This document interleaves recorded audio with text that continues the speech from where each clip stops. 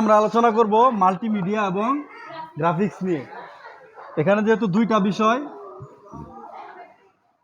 বিষয় নিয়ে আলোচনা করতে গেলে একটু লং টার্ম হবে, এজন্য আমরা ভাগ করে দুইটা ভাগে কি করব ক্লাসটা করার চেষ্টা করব। ঠিক আছে, আজকে শুধু আমরা মাল্টিমিডিয়া সম্পর্কে আলোচনা করব। এখন কথা হলো এখানে মাল্টিমিডিয়া, মাল্টি শব্দের অর্থ কি এবং মিডিয়া শব্দের অর্থ কি? আমরা সবাই জানি মিডিয়া শব্দের অর্থ হচ্ছে মাধ্যম।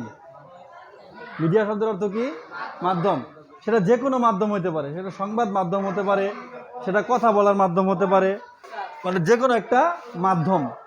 মিডিয়া মানে হচ্ছে মাধ্যম এবং মাল্টি মানে হচ্ছে অনেকগুলো সমন্বয়ে, অনেকগুলো সংযুক্ত করে, অনেকগুলো একত্র করাটাই হচ্ছে মাল্টি। বুঝতে পারছো? যেমন ধরো আমরা কারেন্টের লাইনের জন্য একটা মাল্টি প্লাগ ইউজ করি না, এরকম, হ্যাঁ, মাল্টি প্লাগ ইউজ করি না, এটাকে কি বলা হয়? Multi plug. এখানে অনেকগুলো প্লাগ আছে, বুঝছো? অনেকগুলো প্লাগকে একত্র করা হয়েছে বিধায় এর নাম হয়েছে কি? Multi plug. আর এখানে মাল্টিমিডিয়া বলতে এখানে অনেকগুলো মিডিয়া একত্রে করা হয়েছে, এই জন্য এটার নাম হয়েছে কি? মাল্টিমিডিয়া। এখন আমরা মাল্টি হচ্ছে একত্রীকরণ, অনেকগুলো মাধ্যমকে একত্র করাই হচ্ছে মাল্টির কাজ। এখানে একটা মাল্টিমিডিয়া যদি আমরা তৈরি করি, ধরো এখানে একটা প্রেজেন্টেশন বা মাল্টিমিডিয়া আমরা বানাচ্ছি, তাহলে এই মাল্টিমিডিয়া বানানোর জন্য আমাদের কিছু এলিমেন্ট, কিছু উপাদানের কি হবে? প্রয়োজন পড়বে। সেগুলো কি হতে পারে? মাল্টিমিডিয়ার মাধ্যমে নিজেকে প্রকাশ করতে চাই, তাহলে আমাদের কি কি এলিমেন্ট, কি কি সাবজেক্ট, কি কি অবজেক্টের প্রয়োজন হবে?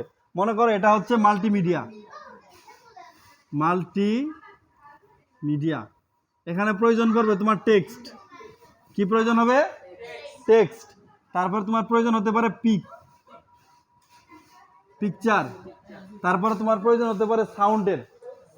আমি তোমাদের সামনে কথা বলতেছি, এটাও একটা মাল্টিমিডিয়ার অংশ হতে পারে। কিরকম? আমি কথা বলতেছি, আমি তোমাকে বোর্ডে দেখাচ্ছি, আমি তোমাকে বিভিন্ন ইশারা ইঙ্গিতে বিভিন্ন কিছু বোঝানোর চেষ্টা করতেছি, এটাই হচ্ছে কি? মাল্টিমিডিয়া। দেখো আমি একটা মাল্টিমিডিয়া তোমাদের সামনে তুলে ধরার চেষ্টা করতেছি। এখানে কি কি জিনিস আছে দেখো। আমি যেগুলো লিখতেছি এটা হচ্ছে কিসের অংশ? টেক্সটের অংশ। একটা ছবি আঁকতেছি, এটা কিসের অংশ? পিকচারের অংশ।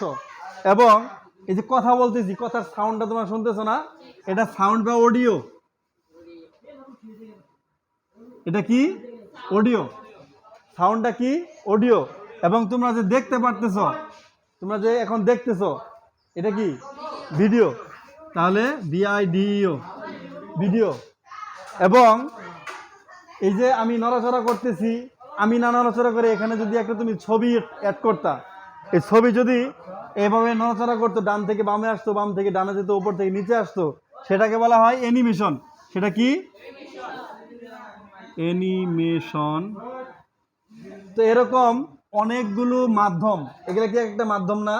তোমাকে বোঝানোর জন্য টেক্সট একটা মাধ্যম, তোমাকে বোঝানোর জন্য দেখানোর জন্য পিকচার একটা মাধ্যম, তোমাকে শোনানোর জন্য অডিও একটা মাধ্যম, এবং এটা একটা মাধ্যম। এই মাধ্যমগুলোকে একত্রিত করে তোমার সামনে তুলে ধরা বা অন্য কোনো মিডিয়ার মাধ্যমে তুলে ধরাই হচ্ছে কি? মাল্টিমিডিয়া। এখন মাল্টিমিডিয়ার ব্যবহার দেখো।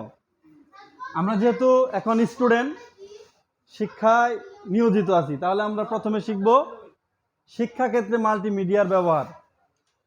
তোমরা অনেক সময় আমাদের এখানে প্রজেক্টরের সাহায্যে ক্লাস করো না? প্রজেক্টরে তোমাদের বিভিন্ন ক্লাস দেখানো হয়, সেটা একটা কিসের অংশ? মাল্টিমিডিয়ার অংশ। তারপরে ডিজিটাল প্রকাশনা বুঝো? আমরা অনলাইন বা অফলাইনে স্ক্রিনের সাহায্যে যে বইগুলা পড়ি, আসে না? আমরা বই পড়ি না অনেক সময়? সেটা হচ্ছে আমাদের শিক্ষাক্ষেত্রে মাল্টিমিডিয়ার ব্যবহার। আমরা অনলাইনে গেলে যে কোনো ধরনের বই আমরা সহজেই খুঁজে পাই। এই যে সবগুলা বইকে আমরা একত্রে পাচ্ছি, এটা একটা কি? মাল্টিমিডিয়া। বুঝতে পারছো? প্রেজেন্টেশন। এর প্রেজেন্টেশন মানে কি? প্রেজেন্টেশন শব্দের অর্থ হচ্ছে উপস্থাপন করা। আমি যত ভালোভাবে তোমার সামনে উপস্থাপন করতে পারবো, তুমি তত মনোযোগ সহকারে সেই জিনিসটা দেখবা, তাই তো? আমি যদি ভালোভাবে কোনো কিছু তোমার সামনে প্রকাশ করতে না পারি, মনে করো আমি অনেক কিছু জানি কিন্তু সেটা আমি তোমার সামনে ভালোভাবে প্রকাশ করতে পারতেছি না, তাহলে তুমি কি সেটা গ্রহণ করবা? সেটা তুমি কখনোই গ্রহণ করবা না। তাহলে আমার প্রেজেন্টেশনের মাধ্যমটা, আমার প্রেজেন্টেশনের কৌশলটা অবশ্যই কি হতে হবে? সুন্দর হতে হবে। আর এই প্রেজেন্টেশন ব্যবহারের জন্য আমরা যে সফটওয়্যারটা ব্যবহার করি মাইক্রোসফট অফিসের, সেটাকে বলা হয় পাওয়ার পয়েন্ট। সেটাকে বলা হয় কি? Power point. Power point, POIN। পাওয়ার পয়েন্টের দ্বারা আমরা কি করি? বিভিন্ন কিছু প্রেজেন্টেশন তুলে ধরি। আর এই প্রেজেন্টেশনগুলো তুলে ধরা হয় বিভিন্ন স্লাইডের মাধ্যমে। স্লাইড কি? আমরা যখন ওয়ার্ডে লিখছি, ওয়ার্ডে লেখার পর প্রত্যেকটা পেজকে বলছি এক একটা পেজ, ঠিক আছে? ওয়ার্ডে যখন আমরা কাজ করছি, ওয়ার্ডে, মাইক্রোসফট ওয়ার্ডে, তখন প্রত্যেকটা পেজকে বলা হয়েছে এক একটা পেজ। এখন প্রত্যেকটা পেজকে বলা হবে একটা স্লাইড। কি বলা হবে? স্লাইড। এখানে স্লাইড, তোমাকে নতুন স্লাইড নিতে হবে। আমরা নতুন পেজ নেওয়ার জন্য Ctrl+N ব্যবহার করছি না? এখন নতুন স্লাইড নেওয়ার জন্য Ctrl+N ব্যবহার করতে হবে। তাহলে আমরা কি শিখলাম? প্রেজেন্টেশন করতে হলে আমাদেরকে নতুন স্লাইডের প্রয়োজন হবে এবং স্লাইড ক্লোজ করতে হবে, স্লাইড যোগ করতে হবে এবং স্লাইড অ্যানিমেশন করতে হবে। অ্যানিমেশন কি আমি এর আগে পড়াইছিলাম? তাহলে অ্যানিমেশন সম্পর্কে এখন আর কিছু বলা লাগবে না। এখানে একটা স্লাইড থেকে আরেকটা স্লাইড কিভাবে আসবে, স্লাইডের মধ্যে যে তোমার এলিমেন্টগুলো থাকবে, অডিও, ভিডিও, পিকচার অথবা অন্য কিছু, টেক্সট এরিয়া, এখানে যে কোনো ধরনের এলিমেন্ট থাকতে পারে। বুঝতে পারছো? এই অ্যানিমেশন, এখানে অ্যানিমেশন যোগ করা যাবে, যে একটা লেখার পর আরেকটা লেখা কিভাবে আসবে, একটা স্লাইডের পর আরেকটা স্লাইড কিভাবে আসবে, একটা পিকচারের পর আরেকটা পিকচার কিভাবে আসবে, দেখতে কতটা সুন্দর লাগবে, এটাই হচ্ছে প্রেজেন্টেশন। আর এই প্রেজেন্টেশনটা করা হয় পাওয়ার পয়েন্টের দ্বারা। পাওয়ার পয়েন্টে আবার এক একটা স্লাইডের মাধ্যমে প্রেজেন্টেশনগুলো করা হয় এবং স্লাইডে কি করা হয়? অ্যানিমেশন যোগ করা হয়। তাহলে আমরা কি শিখলাম বুঝতে পারছি? তারপরে একটা নতুন স্লাইড যোগ করি, তাহলে এখানে দেখাবে আমার কয়টা স্লাইড। এটা যদি আমার ডিসপ্লে হয়, এটা কি হয়? আমার ডিসপ্লে বা মনিটর হয়, এই বাম সাইডে দেখাবে হচ্ছে আমার নতুন নতুন স্লাইডগুলো। আর আমি যেটাতে ক্লিক করব সেই স্লাইডটা এখানে কি হবে? ওপেন হবে।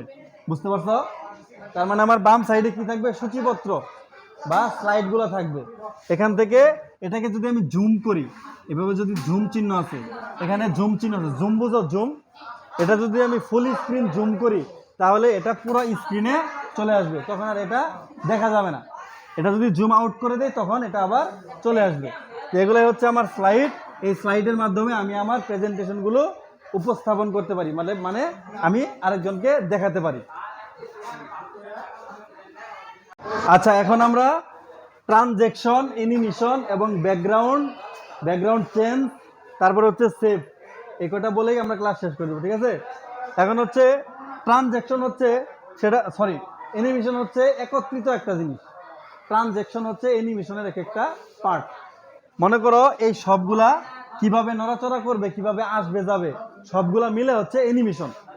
এবং কোনটা কোনভাবে যাবে, কোনভাবে আসবে, এই আলাদা আলাদা সেগমেন্টটা হচ্ছে ট্রানজেকশন।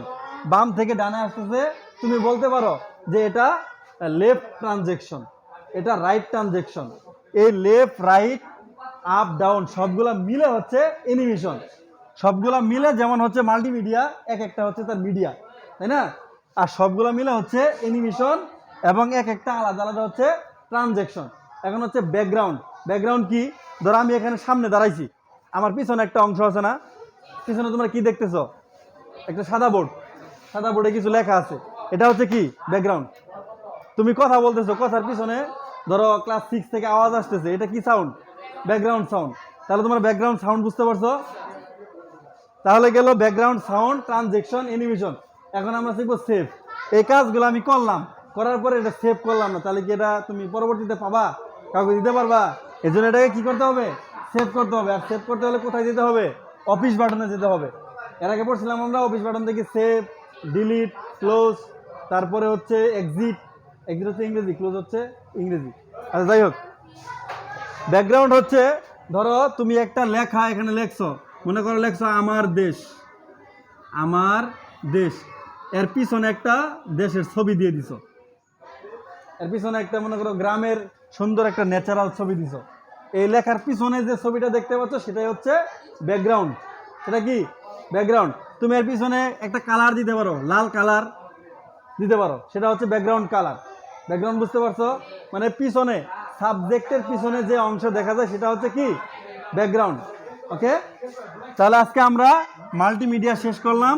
সামনের ক্লাসে আমরা গ্রাফিক্স নিয়ে আলোচনা করব এবং এটার এই মাল্টিমিডিয়ার যে ব্যবহারিক এই ক্লাসে সংযুক্ত করে দেবো আমি, এবং গ্রাফিক্স তোমাদের প্রথমে থিওরি ক্লাস নিব, তারপরে ব্যবহারিক। ঠিক আছে?